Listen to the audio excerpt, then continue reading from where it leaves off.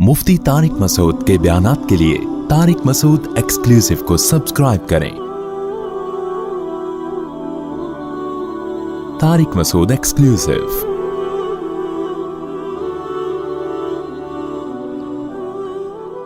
भाई, मक्का और मदीना में हजरत उमर रजी अल्लाह ताला अन्हु की खिलाफत राशिदा में जब से 20 रकत तरावी शुरू हुई है, पूरे आलम इस्लाम में शुरू में ऐसा हुआ कहीं 16 कहीं 40 भी हुई है, और इससे कम तो हमें मिलती नहीं है। मुवत्ता की एक रिवायत में है कि 13, एक में आता है 8 और एक में आता है 20। 13 और 8 वाली को उलमा ने मुस्तरब कह के रद्द किया है, तभी इमाम मालिक ने खुद इन रिवायतों को नहीं लिया। और वैसे भी हजरत उमर ने अगर 13 या 8 शुरू की होती तो पूरे आलम इस्लाम में उस वक्त कहीं तो 8 या 12 या 13 हो रही होती ना, कोई एक रिवायत तो मिलती, एक भी नहीं मिलती। कम से कम 16 की, फिर 16 से 20, ज्यादातर 20, फिर 20 से भी ज्यादा मिलती हैं।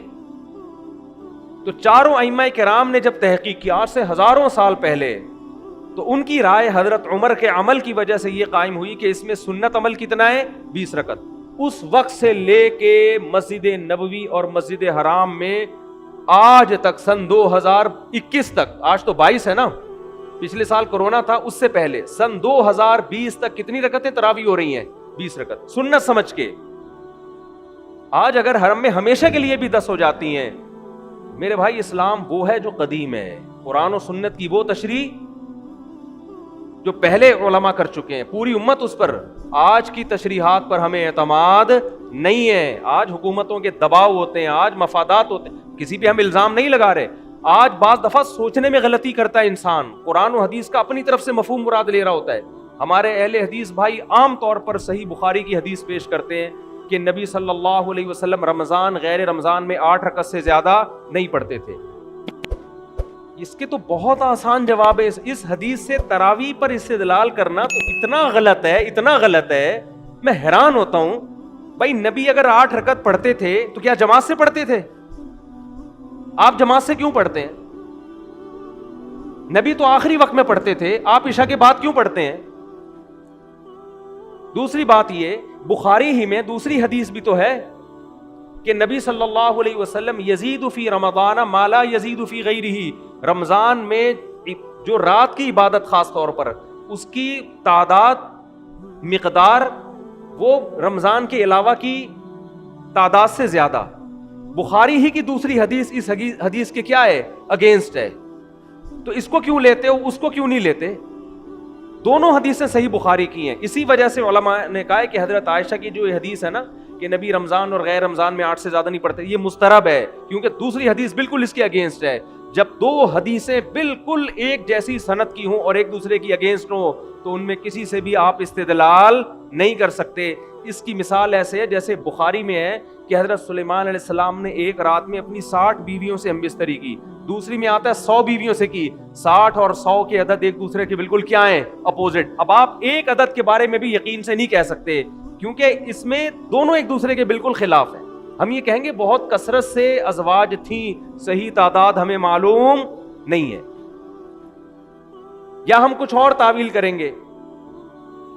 हफीज़ कुल्लु मा लम यहफ़ज़हुल आखर, के एक ने 100 का अदद कहा, उनको था कि 100, एक ने कहा कि 60 का तो मुझे याद है, उससे ऊपर का याद नहीं है। लेकिन तरजीह इसमें जो ज्यादा बयान कर रहा है ना उसको दी जाएगी, इसलिए कि जो कम बयान कर रहा है वो ये सोच के बयान कर रहा है कि इससे ज्यादा का मुझे इल्म नहीं है।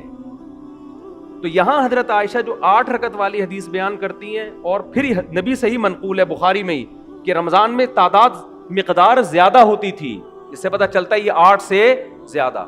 ये तो अगर हम बुखारी की इस हदीस को तरावी पे फिट कर लें तो मैं बयान कर रहा हूं, तो भी 8 रकतें साबित नहीं होती, बल्कि बुखारी ही में इसके अगेंस्ट दूसरी हदीस मौजूद है। लेकिन हकीकत यह है कि इसका तरावी की नमाज से कोई ताल्लुक नहीं है, कोई ताल्लुक नहीं है इसका तरावी की नमाज से। तरावी की नमाज का जिस हदीस से ताल्लुक है ना, वो बुखारी की हदीस है जिसमें हजरत आयशा फरमाती है नबी सल्लल्लाहु अलैहि वसल्लम मस्जिद नबी में निकले और आपने 3 दिन नमाज पढ़ाई, बहुत बड़ी तादाद थी। उसके बारे में, वो कितनी रकतें थी, उसके बारे में हमारे पास कोई सही हदीस वाज़े मौजूद नहीं है।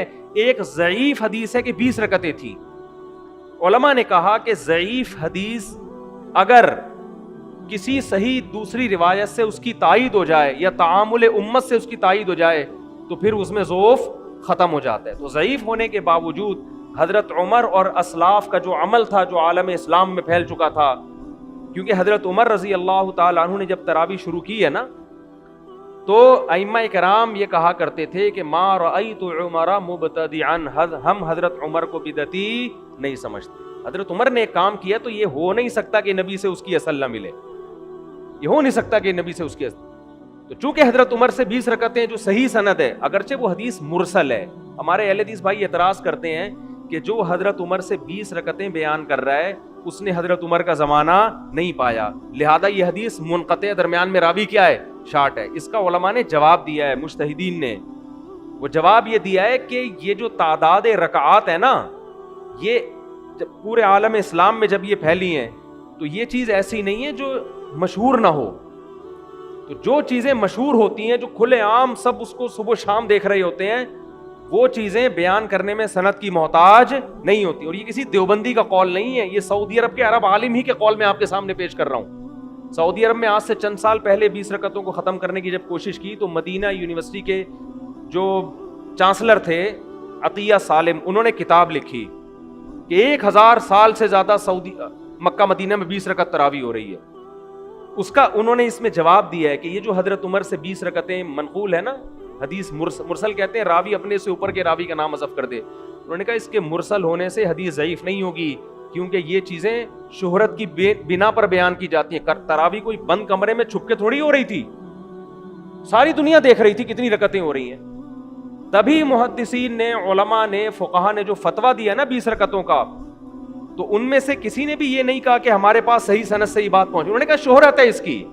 امام شافعی سے پوچھا, امام شافعی سے, کہ آپ کے پاس تراویح کے سنت ہونے کی کیا دلیل ہے؟ انہوں نے کہا سارے مکہ والے 20 رکعتیں پڑھ رہے ہیں. تو یہ جو تواتر سینہ بسینہ چلا آ رہا ہے نا حضرت عمر کے دور سے, یعنی حرم میں 20 رکعتیں ہوتی چلی آ رہی ہیں. تو امام شافعی نے اس عمل سے استدلال کیا, حالانکہ امام شافعی کا زمانہ تو بہت قدیم ہے. امام بخاری کے استاذ تھے امام احمد کے استاذ ہیں امام شافعی, امام شافعی کے استاذ ہیں امام محمد اور امام مالک, اور امام مالک سے اوپر کا درجہ تابعین کا شروع ہو جاتا ہے. 2 صدی ہجری کی بات کر رہا ہوں میں آپ کے سامنے. اسلام آئے ہوئے دنیا میں 100 سال ہوئے ہیں. 100 سال کے بعد امام شافعی کیا کہہ رہے ہیں, ہم مکہ میں لوگوں کو کتنی پڑھتے ہوئے پا رہے ہیں, 20 رکعتیں.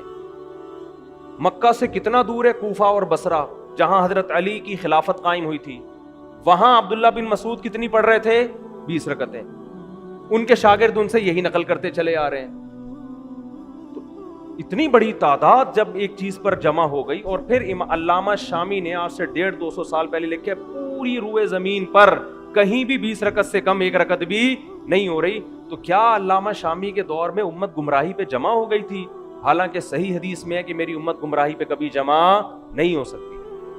تو ہم آپ سے مطالبہ کرتے ہیں کہ اگر آپ صحیح بخاری کی اس 8 رکعت والی حدیث کو کہتے ہو نا کہ وہ اصل ہے, پہلا سوال یہ ہے کہ وہ انفرادی پڑھی گئی ہے, آپ جماعت سے کیوں پڑھتے ہو؟ آپ رکعتیں نبی سے لے رہے ہو, جماعت کس سے لے رہے ہو؟ حضرت عمر سے. یہ غلط ہے. نمبر 2, وہ رات کے آخری حصے میں پڑھی گئی ہیں, آپ کب پڑھ رہے ہو؟ عشاء کے فوراً بعد پڑھ رہے ہو. بعض لوگ یہاں یہ بھی کہتے ہیں کہ نفل نماز ہے, اس میں کوئی عدد متعین نہیں ہے, جتنی چاہے پڑھ لو.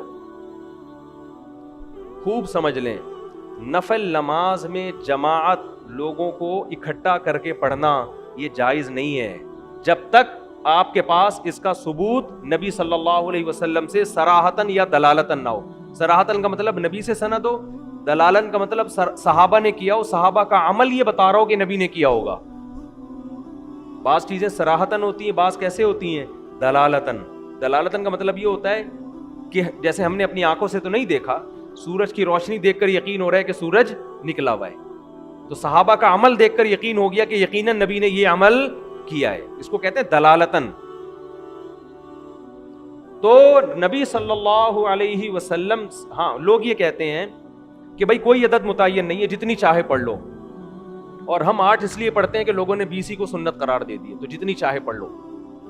خوب سمجھ لیں, عبادت توقیفی ہوتی ہیں, ان میں اپنی رائے کا دخل نہیں. توقیف کا مطلب یہ ہے کہ جن کیفیات کے ساتھ جس طرح منقول ہے اس میں آپ اپنی طرف سے کانٹ چھانٹ نہیں کر سکتے.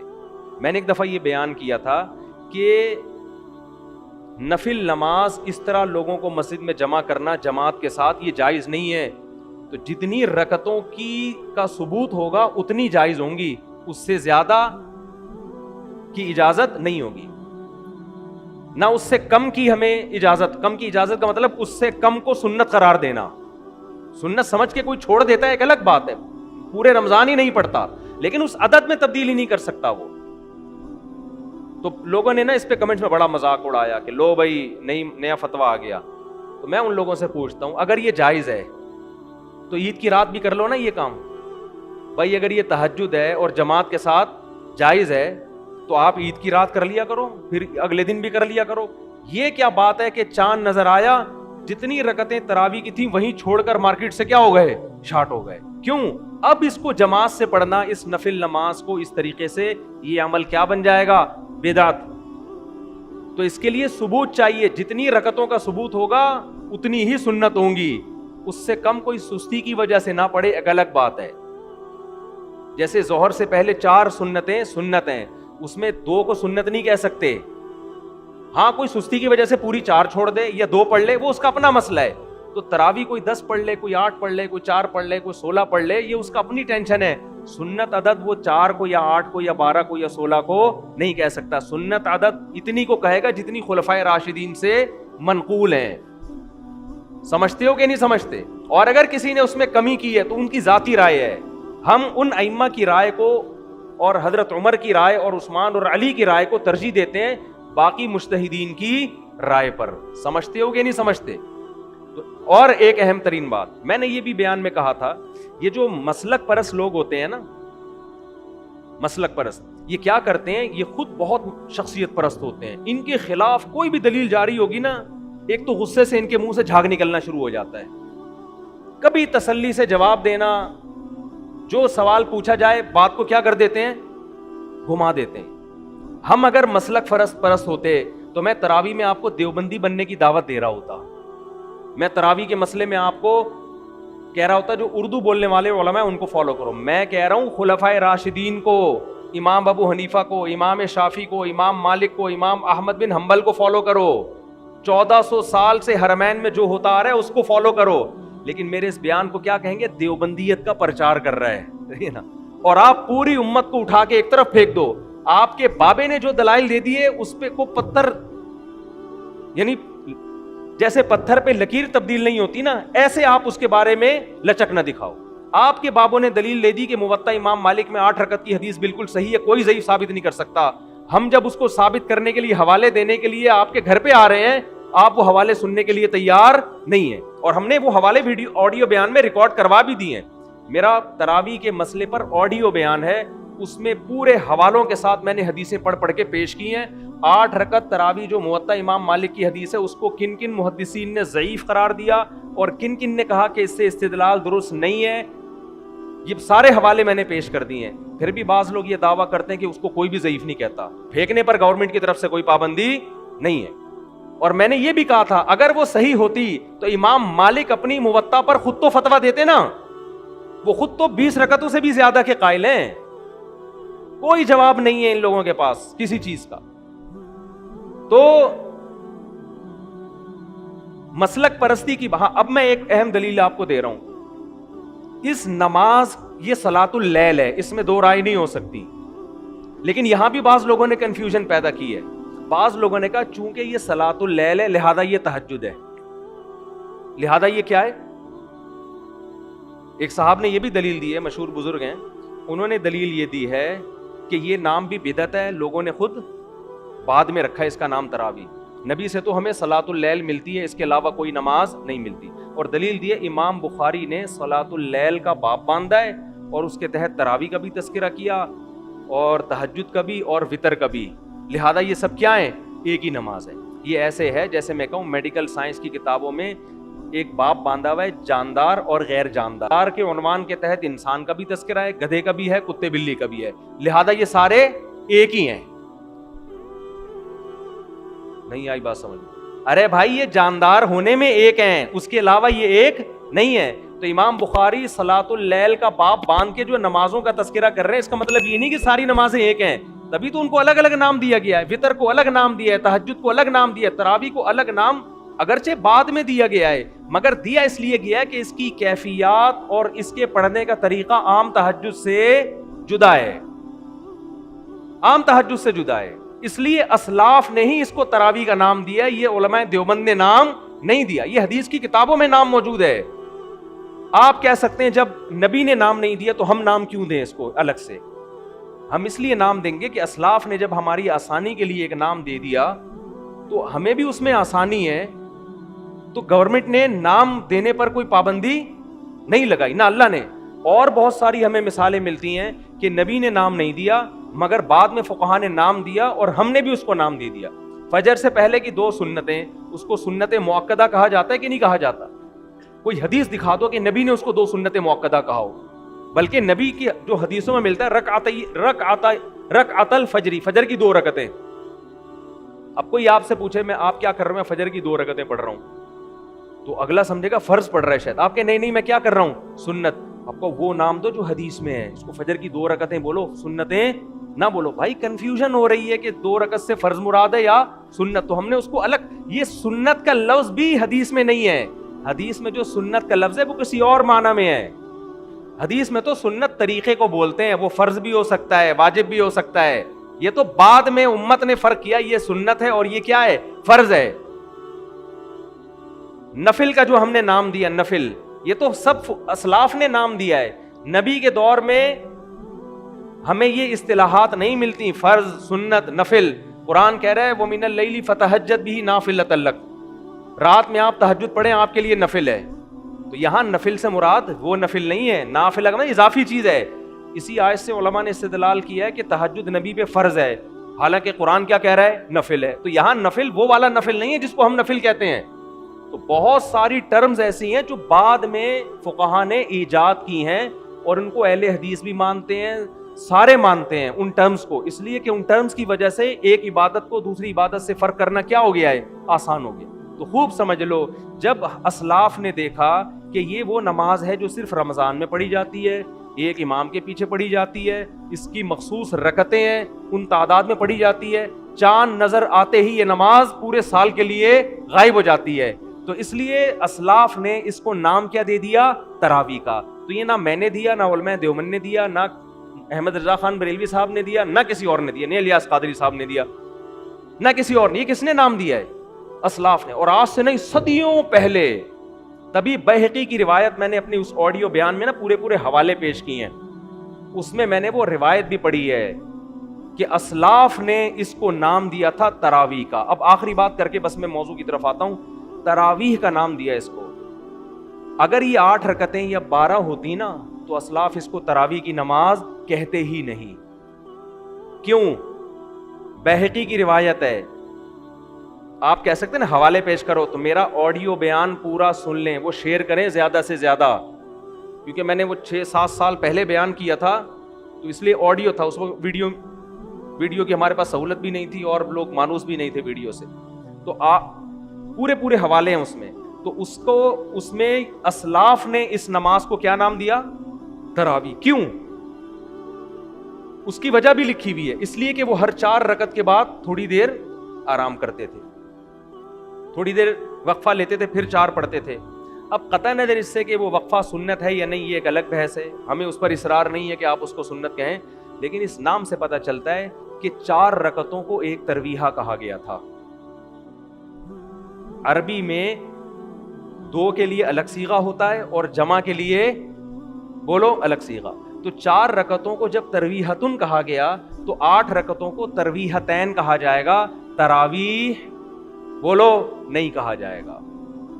اس سے پتہ چلتا ہے کہ اسلاف کے دور میں کوئی ایک مسجد بھی ایسی نہیں تھی جہاں 8 یا 10 رکعتیں, کیونکہ 10 رکعتوں کو بھی تراویح نہیں کہہ سکتے. کوئی ایک مسجد بھی روئے زمین پہ ایسی نہیں تھی, ورنہ وہ اس کو یہ نام نہ دیتے. تو تراویح یہ جمع اقصا ہے. جمع اقصا کا مطلب اس میں 4 رکعتیں متعدد بار آئی ہیں, تبھی اس کو تراویح کہہ رہے ہیں. دیکھو مسجد, ایک مسجد, مسجدین, 2 مسجد, مساجد بہت ساری مسجدیں ہیں. اب سمجھیں مساجد.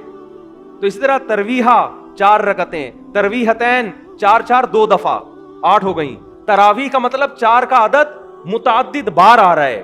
تو یہ لفظ جو اسلاف نے دیا, میں نے اور آپ نے نہیں دیا, یہ نام بتا رہے کہ اس دور میں 8 رکعتوں یا 10 رکعتوں کا کوئی تصور نہیں تھا, ورنہ یہ نام اس پہ فٹ ہی نہیں آتا.